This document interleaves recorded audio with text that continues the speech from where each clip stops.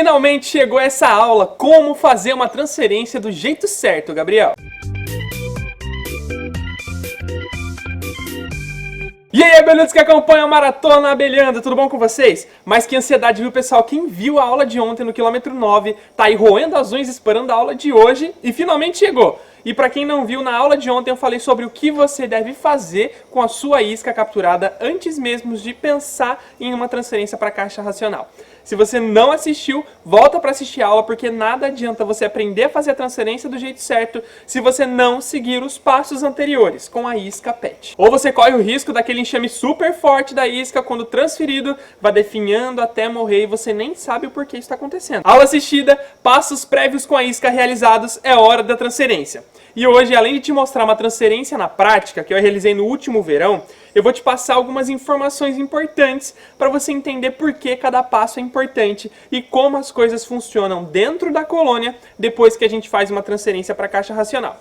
Lembrando que eu vou deixar todo esse material no PDF exclusivo para os grupos da Maratona. São milhares de pessoas cadastradas nos grupos do WhatsApp que estão recebendo todos os dias as aulas e os materiais exclusivos da Maratona. E se você ainda não está cadastrado, é só clicar no link que está aqui na descrição. É rápido e dá tempo de cadastrar, de receber os materiais de hoje ainda se cadastrando agora, tá bom?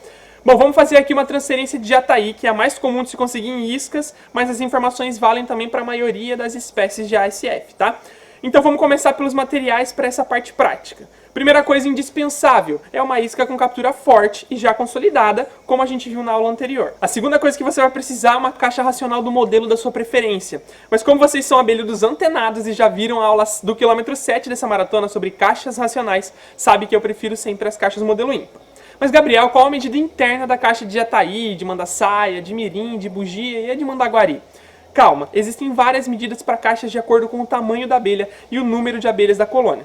As menores caixas para abelhas pequenas, como as mirins, são em torno de 10 por 10 de espaço interno. Já as maiores e mais populosas, como escaptotrigonas, a tubuna, canudo, podem usar caixas com 20 por 20 de espaço interno e é o tamanho ideal para elas. As melíponas, em geral, elas se desenvolvem bem em medidas internas que variam de 15 por 15 até 18 por 18, variando de acordo com a espécie e a quantidade de abelhas por colônia. Você pode adaptar o espaço interno da sua colônia para melhor acomodar a abelha que você vai transferir aí da sua isca, tá bom? Outros materiais necessários são estilete, uma tesoura, uma folha de jornal ou papel, um palitinho ou uma faca fina, uma fita crepe, um acetato e um sugador de abelhas. E tem um vídeo no canal que ensina a fazer um sugador simples com 2 canudos e uma garrafinha. Você tanto pode usar como sugador de mel quanto como sugador de abelhas. E é para essa segunda coisa que a gente vai usar esse sugador na transferência, tá? Eu vou deixar o vídeo do sugador nos cards aqui para você ver como é que se faz. Depois clica lá e dá uma olhadinha no vídeo, tá bom? Bom, pessoal, tendo tudo isso em mãos, agora a gente vai entender 5 coisas importantes para não fazer nada de errado na hora da transferência da colônia da isca para a caixa racional. Primeira coisa, na hora da transferência é melhor a gente ir com calma do que mais rápido. Um erro muito comum para meliponicultores iniciantes é fazer a transferência rápido, pensando em não prejudicar as abelhas ou a colônia. Mas bem, pensa comigo, quando a gente faz as coisas rápido, a gente acaba deixando de prestar muita atenção e tendo pouco cuidado. E isso é muito mais prejudicial para as abelhas do que se a gente demorar um pouquinho mais na hora da transferência. Quando a gente faz a transferência com calma, seguindo todos os passos corretamente, a gente toma mais cuidado e a gente faz tudo com mais delicadeza. A pressa pode fazer com que acidentalmente a gente acabe por destruir células de cria ou estourando potes de alimento e o pior, a gente pode prejudicar a rainha. E isso, para colônias de trigoniformes, por exemplo, como a jataí, é uma sentença de morte caso não tenha mais nenhuma célula real para essa colônia. Segunda coisa, você tem que deixar apenas o espaço necessário para a colônia na caixa racional. Outro erro que eu vejo acontecendo muitas vezes é que na hora de transferir, muitos meliponicultores iniciantes acabam deixando mais espaço que o necessário para a colônia. Isso pode prejudicar o desenvolvimento delas, que vão ter que cuidar de um espaço maior e termorregular um espaço maior. Quando a gente deixa apenas o espaço necessário para a colônia que estava abrigada na isca, fica mais fácil para essa colônia se desenvolver bem e, consequentemente, se adaptar melhor à nova caixa. Nesse momento, não se preocupe muito em separar os potes de mel em uma melgueira. Meça o espaço pela altura dos discos de cria. Se tudo couber no ninho, então você coloca os potes em volta e deixa só o ninho. Se precisar do sobreninho porque a cria está alta, então deixa os potes de alimento no sobreninho. Melgueira a gente vai colocar apenas depois que elas ocuparem bem esses 2 espaços da colônia, tá bom? Terceira coisa, organizar as estruturas internas corretamente é peça-chave para uma boa transferência. E isso nós vamos aprender daqui a pouquinho na aula prática que a gente vai fazer a transferência aqui no final do vídeo. Então acompanhe até o final para ficar por dentro desse conteúdo incrível que eu separei para vocês, tá? Quarta coisa, a alimentação de reforço logo após a transferência não é aconselhado. A fragilidade e o estresse da colônia após a transferência pode fazer com que as operárias não consumam o alimento oferecido, o que significa que ele vai acabar fermentando, e isso nós já sabemos bem que atrai florídeos. E florídeos em uma transferência recente é receita para a morte da colônia recém-instalada. Portanto, muito cuidado com isso. O ideal, pessoal, é fornecer essa alimentação após o período de adaptação da nova colônia na caixa, que em torno de 2 a 3 semanas após a transferência, tá? Quinta coisa muito importante que a gente tem que se atentar. Assim como no momento de mudar a isca de lugar, só faça a transferência em períodos produtivos como o verão e a primavera. E o melhor horário para isso é o horário mais quente do dia. Assim a gente não vai desequilibrar demais a temperatura da região das crias, porque senão as crias podem morrer, tá? Ah, uma última dica. Mesmo que não tenham ferrão, as abelhas vão se defender com pequenas mordidinhas ou enroscando no cabelo, tentando entrar no ouvido, essas coisas. Mas não chega nem a aparecer uma formiga, não é nada muito grave. Mas se você é iniciante e não está acostumado, usa roupas compridas ou touca, porque elas gostam de grudar nos cabelos. Bom, todas as dicas importantes dadas, é hora da prática. Vamos acompanhar agora a aula prática de transferência para uma caixa racional. Então a gente está usando uma caixinha modelo ímpar. Deixa eu pegar a continuação da caixinha, ó. Uma caixinha modelo ímpar, tá vendo? Com sobreninho, 2 melgueiras e a tampa. Vamos usar o acetato, uma folha de acetato para cobrir por cima da caixa, para a gente poder ter visibilidade do enxame, se precisar acompanhar, ou se precisar fazer alguma manutenção, a gente consegue ter visibilidade sem abrir o enxame, sem dispersar os feromônios da rainha, sem submeter as abelhas por esse estresse de mexer no enxame. A gente consegue fazer essa manutenção pelo acetato. Eu aconselho muito que usem um acetato nas suas transferências, nas suas caixinhas. Todas as minhas caixas de abelha aqui do Meliponário têm um acetato em cima para eu poder acompanhar o desenvolvimento delas sem interferir no enxame. Fora isso, a gente vai precisar de alguns materiais que eu sempre uso nas transferências. Se você não acompanha as transferências aqui do Abelhando Mundo Afora, eu vou mostrar para você o que eu uso. Eu uso uma faca. Eu uso essa faca curva aqui porque ela é mais fácil de romper as construções, as estruturas, as sustentações do ninho, mas qualquer faca serve. Eu tenho essa outra faca de serra aqui também, se eu precisar serrar alguma coisa durante a transferência, eu deixo essas duas, caso eu precise, vai aqui, né? Eu tenho um estilete para cortar a garrafa PET por fora, isso é muito útil nas suas transferências. Use um estilete que vai ser muito bom, melhor que uma faca do que uma tesoura. O estilete é muito mais fácil, muito mais prático. Fora isso, eu tenho alguns palitinhos de madeira. Esses palitinhos de madeira eu uso caso eu precise mexer em alguma coisa para não colocar o dedo, contaminar o mel ou contaminar pólen. Eu sempre mexo com palitinho de madeira, alguma coisa do tipo. Fora isso, galera, eu tô com a minha seringa de extração de mel também, porque se vazar algum mel, eu vou usar a seringa para extrair ele, se vazar dentro da caixa, para extrair o máximo dele, para não ficar nenhum resíduo de mel. E tem alguma invasão de algum inimigo natural, por exemplo, uma formiga, para ir atrás desse mel e acabe danificando, prejudicando a saúde do enxame, tá bom?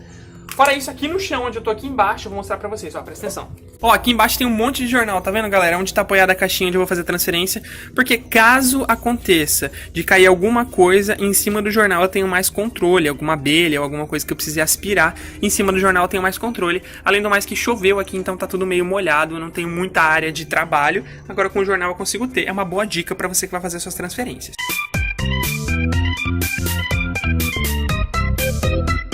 Ó, pessoal, esse daqui é o enxame de jataí que a gente vai transferir. Tem algumas abelhinhas aqui na porta ainda, ó. Tem algumas abelhinhas entrando e saindo ainda. Eu acabei de pegar o enxame. Vamos começar já a abertura desse enxame. Já tá tudo posicionado aqui, a caixinha tá posicionada, todos os equipamentos posicionados. Ah, eu esqueci de falar pra vocês, eu tô usando também um aspirador de abelhas. É um artifício bom, caso você queira garantir que praticamente todas as abelhas que estejam dentro da isca vá para dentro da caixa também. O aspirador de abelhas é um artifício excelente para você que quer usar aí nas suas transferências, tá bom? Esse biquinho aqui tá com uma telinha, então quando a gente suga o ar por aqui e direciona esse caninho aqui para as abelhas jovens que ainda não voam, é importante dizer que as abelhas jovens do enxame não voam, e elas vão ser essenciais para o enxame depois que elas amadurecerem, porque elas vão fazer o forrageio também. Então se a gente perde essas abelhas jovens do enxame, a gente perde uma boa parte das abelhas que vão fazer o forrageio quando elas já estiverem adultas. Então é importante garantir que todas as abelhas vão para a caixa também. Então com o aspirador de abelhas a gente garante isso. Elas vão ficar todas armazenadas nesse recipiente aqui, e depois a gente só abre a tampinha e vira na caixa. Muito mais simples, né? Então vamos lá, vamos partir para a transferência. Primeiro passo é a gente abrir o plástico da caixa. Depois a gente vai ter que abrir o jornal, mas primeiro vamos abrir o plástico, ó. Com o estilete a gente vai pegar e vai abrir todo o plástico pela parte de fora.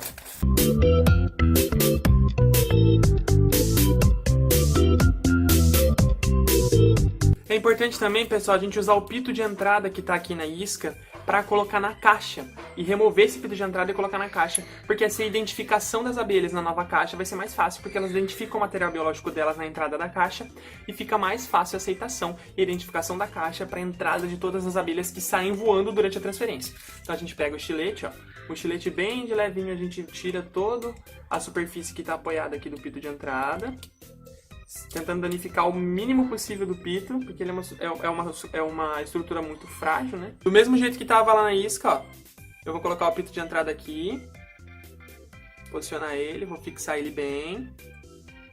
Aí, pessoal, o pito de entrada já está na caixa, já colocamos. Agora, vamos partir para a abertura do plástico, terminar de abrir o plástico que está em volta do enxame. Ó, pessoal, depois a gente ter tirado todo o plástico que estava no invólucro em volta da caixa, em volta da isca, a gente vai tirar também o jornal que está em volta da isca. Olha aqui, ó, o tanto de enxame que tem aqui. Isso daqui tudo é invólucro com as crias e os potes de mel e as reservas de alimento do enxame. É um enxame já grande, já é um enxame que já está aqui na isca há mais ou menos talvez uns 80, 90 dias, então é um enxame que já está bem desenvolvido. Vamos abrir agora a isca inteira, vamos fazer um corte transversal aqui com o estilete, abrir essa parte de baixo e abrir a parte de cima para a gente poder abrir realmente a isca e passar toda essa parte do invólucro com todas as estruturas para a caixinha, tá bom? Então vamos lá, esse é o terceiro passo. Vamos passar essas estruturas agora, vamos abrir aqui, vou chegar mais perto para vocês verem melhor. Vamos passar essas estruturas agora para a caixinha, ó, vamos dar uma olhada.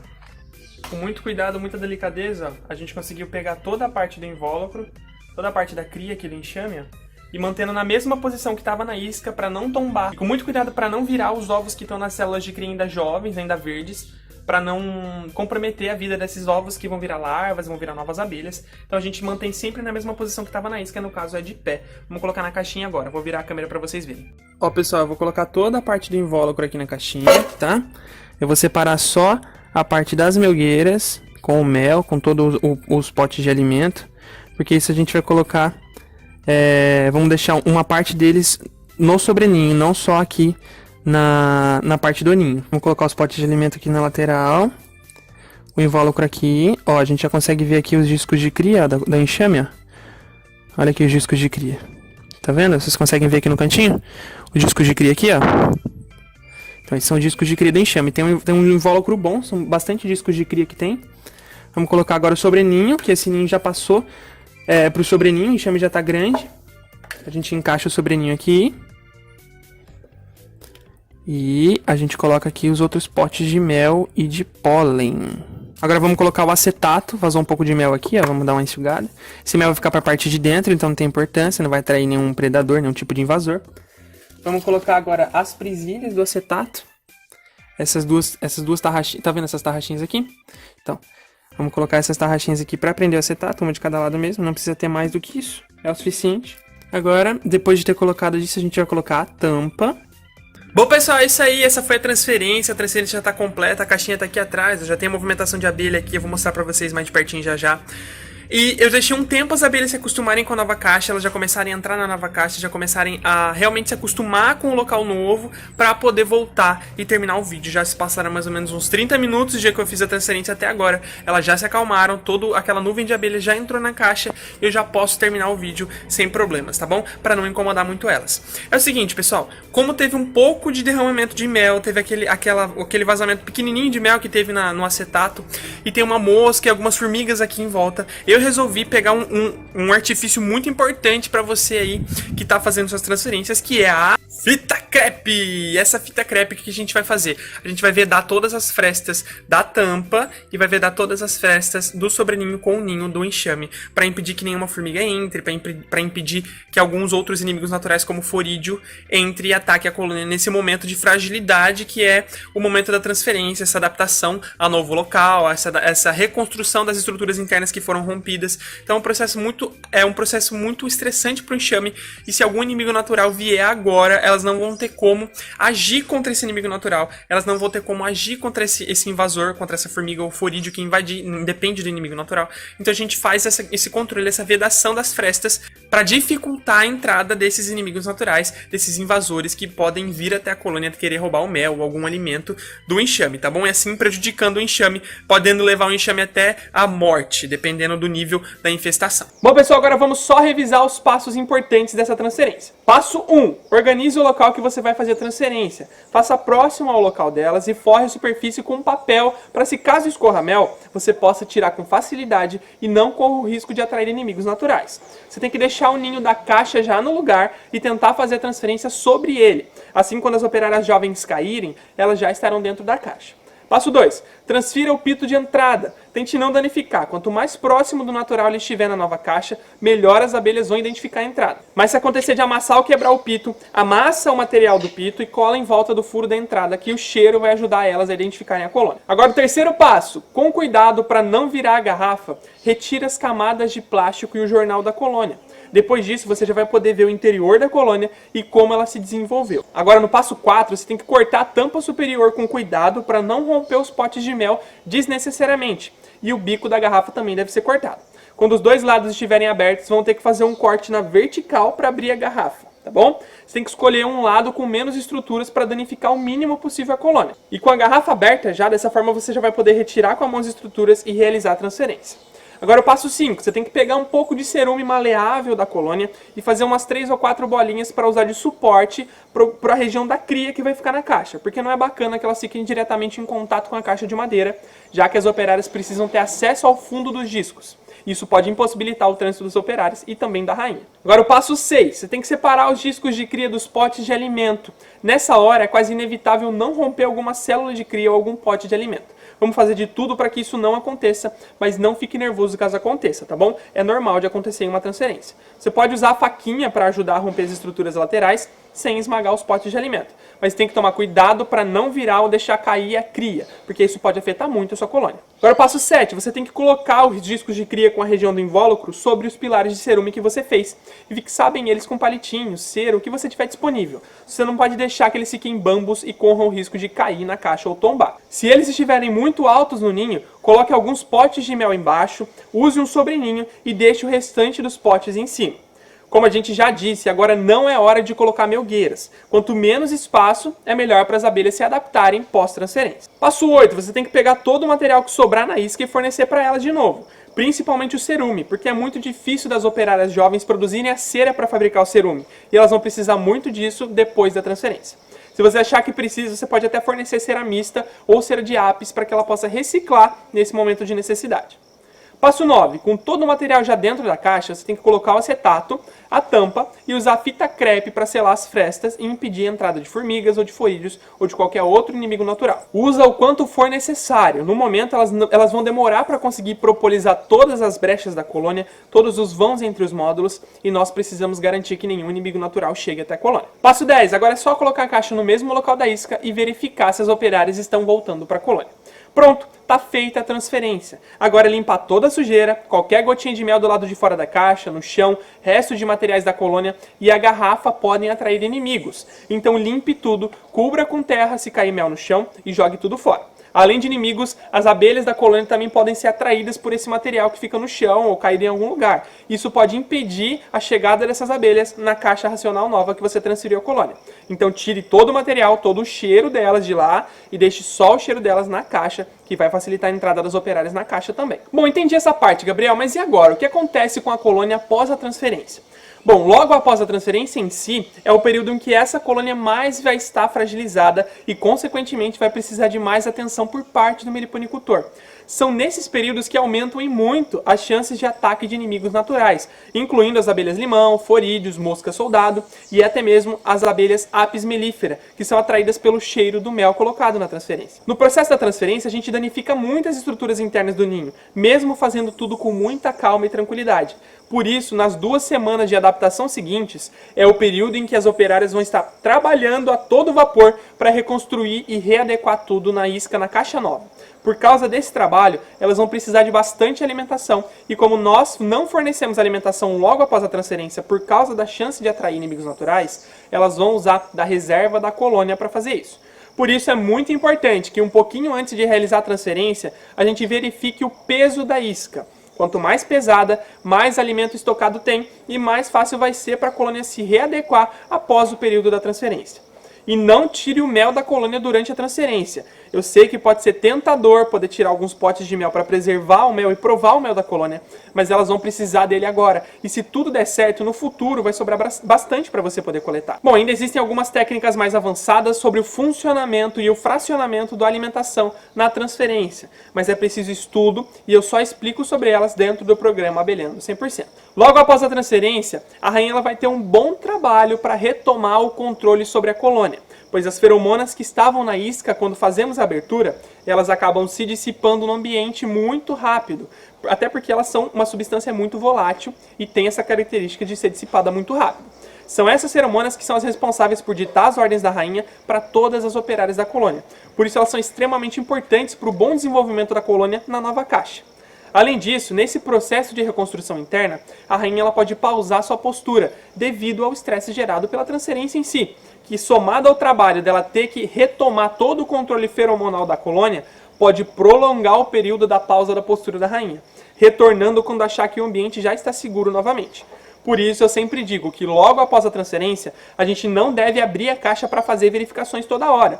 Muitos fazem isso e não têm noção de quão prejudicial isso é para a colônia recém-transferida. Isso pode gerar um atraso maior ainda na postura da rainha, que aliado ao encurtamento da vida das operárias que vão estar trabalhando muito mais, pode gerar um enfraquecimento dessa colônia que estava forte, e essa colônia pode definhar até a morte por causa disso. Por isso as informações da aula 8 com a ficha de diagnóstico externa é tão importante. Você pode verificar o lado de fora para abrir a caixa somente se for realmente necessário. Passado esse período, assim que a rainha identificar um ambiente seguro, ela vai retornar sua postura novamente. E depois desse período de 2 semanas, as operárias já vão ter feito a maior parte dos trabalhos de reconstrução internos da colônia. E então elas vão ter tempo para dedicar ao estoque de alimentação do ninho. Além disso, o controle da colônia ela já vai ter sido retomado e a maior parte dos trabalhos executados pelas operárias vão estar em ordem novamente. Por isso, é depois desse período de adaptação que a gente deve fornecer a alimentação de reforço para a colônia recém-transferida. Assim a gente evita os riscos desnecessários à nossa colônia. Você entende por que é tão estressante para as abelhas esse processo de transferência?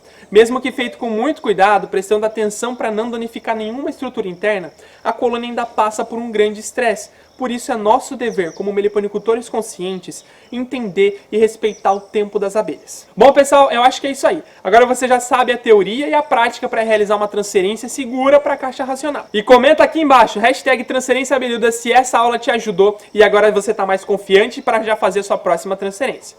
Logo, logo a primavera chega e você vai poder aplicar todo esse conhecimento que você está aprendendo. Todo o passo a passo vai estar no PDF exclusivo dessa aula, que eu vou enviar daqui a pouco para os grupos do WhatsApp. Então fica de olho por lá, e se você não está cadastrado, clica no link da descrição e se cadastra agora mesmo, tá bom? E amanhã no quilômetro 11 eu vou dar dicas importantes para aquele momento que aparece uma baita oportunidade de adquirir aquela caixa que a gente está tanto querendo, aquela colônia que a gente está tanto querendo. Como avaliar uma colônia na hora de comprar e comprar uma colônia bem desenvolvida. Pode ser por falta de informação ou por má intenção mesmo, mas muitas caixas à venda parecem fortes e acabam não sendo quando você vai olhar mais de perto. Ou você não tem o conhecimento para escolher uma caixa já desenvolvida e acaba adquirindo enxames fracos porque você ainda é iniciante.